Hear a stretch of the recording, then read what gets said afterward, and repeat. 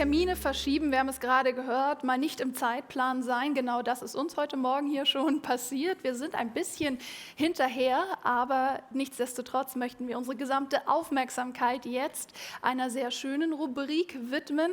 Einige von Ihnen haben diese bereits gestern erlebt, wenn Sie hier waren. Rendezvous mit Europa, was für ein schöner Name. 3 Young Talents, Leaders, Future Leaders, 45 unter 45, die überlegt haben, wie können wir Europa stärken, wie können wir es besser machen. 3 von ihnen laden wir jetzt hier herzlich ein auf die Bühne, uns ihren Aspekt, ihren Blick auf die Dinge zu schildern. Freuen Sie sich auf tolle Impulse, Bühne frei für unsere Young Talents.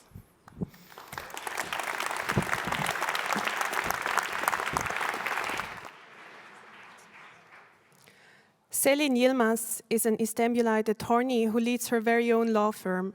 She is mainly focused on technology law and trademarks. However, today she is here as the president of the Youth Atlantic Treaty Association. 38 countries, 6,000 plus members worldwide between the ages of 18 and 35. Welcome to the stage, Selin Yilmaz from Turkey.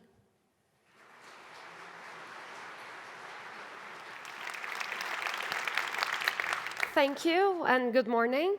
First of all, I would like to thank the team of Lucerne Dialogue for their kind consideration and huge success with this event.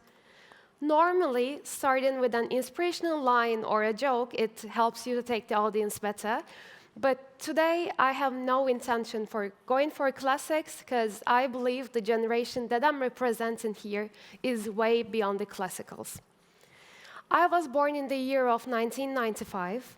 And the years that I was raised, it was different than today's world. The main reason was that it felt safer in Europe. The World War II was over back in 1945. The Cold War era, it was over for a certain period of time. The Kosovo War was settled back in the 90s. It felt like it was a bit of golden age. We were talking about technological developments. It felt safe in our own environment. Maybe a bit of economic crisis, but still it felt fine. Why?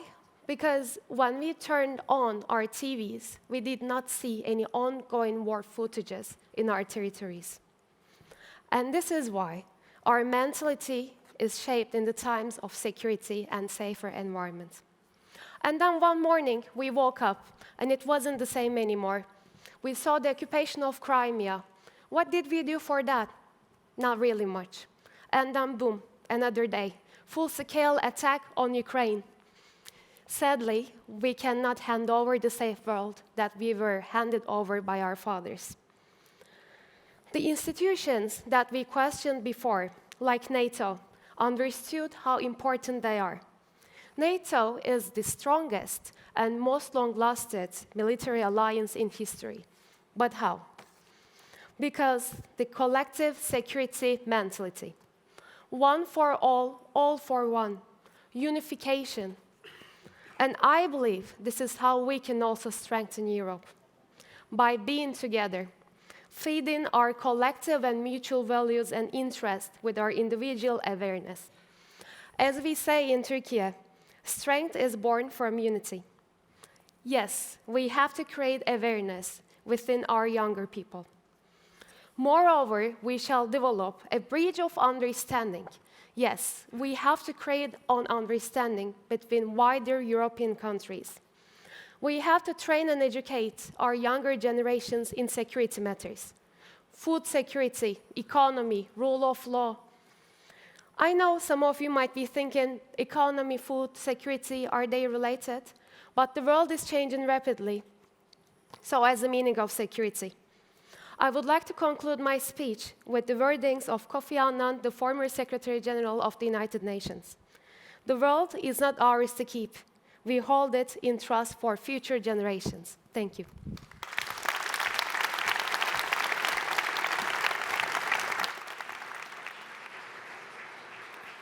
Michael Subček is Head of Regulation and Markets at international green energy supplier EDP Renewables. Additionally, Michael serves on the board of directors at the Polish Renewables Energy Association. He holds a degree in international relations and a postgraduate diploma in energy trade. Ladies and gentlemen, please welcome Michael Subczek from Poland.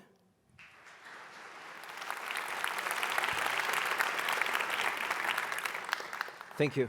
I grew up in Eastern Europe in the 90s. We can have all the stereotypes about the region, but we are free after 50 years of Russian occupation. We are free whatever we want to do. I mean, we were bankrupt. We can imagine what was happening in Eastern Europe in the 90s, but we're free, and we're free to do whatever we want. And we had one vision. That vision was to join Europe, to join European civilization.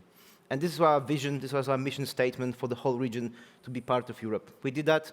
I still remember the accession referendum in 2004. This was a very big celebration for us. But something has changed. I think in the Western Europe, in Eastern Europe, I think we lost our belief in Europe.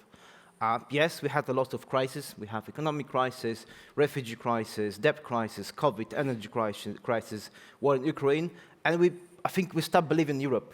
We're talking about this age of Asia, age of United States. Europe is over.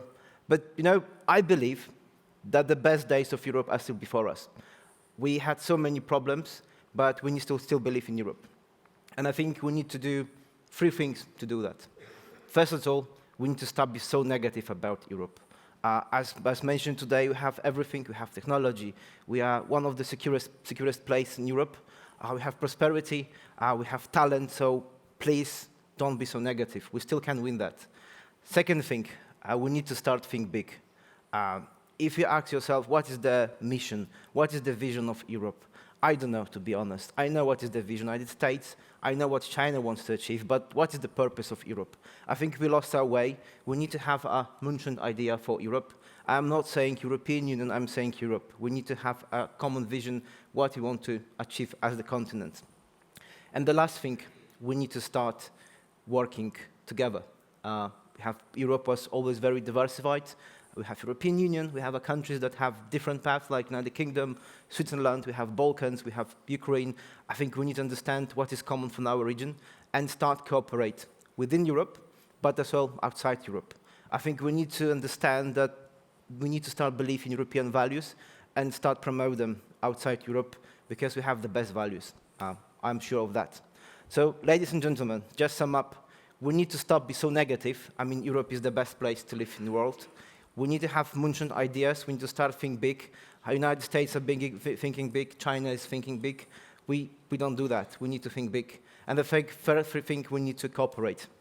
So, ladies and gentlemen, let's learn to win again. Thank you.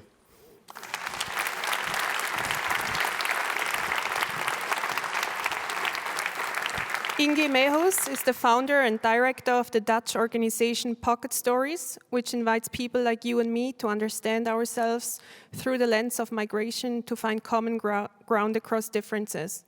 Additionally, Inge is a facilitator for inclusive change and a program consultant at Changemaker Exchange, showcasing her dedication to driving positive transformations. Ladies and gentlemen, please welcome Inge Meehus from Norway.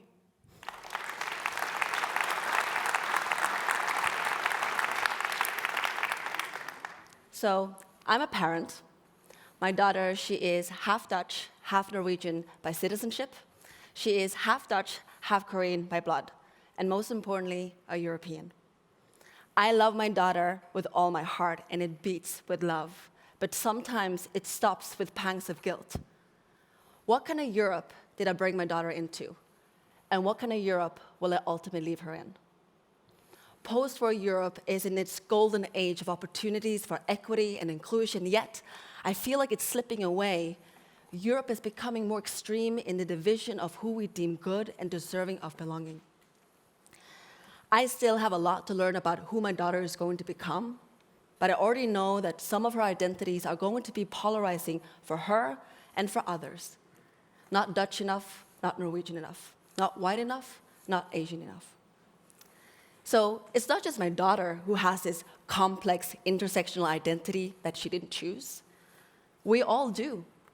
Yet, in opinion exchanges about global challenges, I find that very often we reduce ourselves and others into one-dimensional characters. A man or a woman, a migrant or a Swiss, a liberal or a conservative. So, who are we? Where do we come from? These are questions that we ask other people, but rarely ourselves. And often a name, occupation, or country is enough. But think about the stories, values, traumas, traditions from your families and community that's been passed down through generations to shape who you are today. In order to understand the complexity of our global challenges, I believe that we need to understand the complexity of who we are. And therefore, we need to start exchanging our stories with people who are different than ourselves, because I believe that is a powerful opportunity to hold up a mirror to your own assumptions, privileges, and heritage. We're here to explore how tech, policy, and business can drive solutions to strengthen Europe. And whatever solution that you go for, I urge you to remember that your solution is deeply shaped by who you are.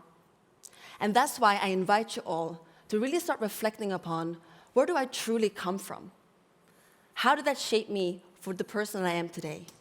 And where do I want to go? Let's gift the next generation with role models willing to do the inclusive work for self-introspection in order to find the connection and common grounds that we desperately need to strengthen Europe's present and future. Share your story. Your story matters. Thank you.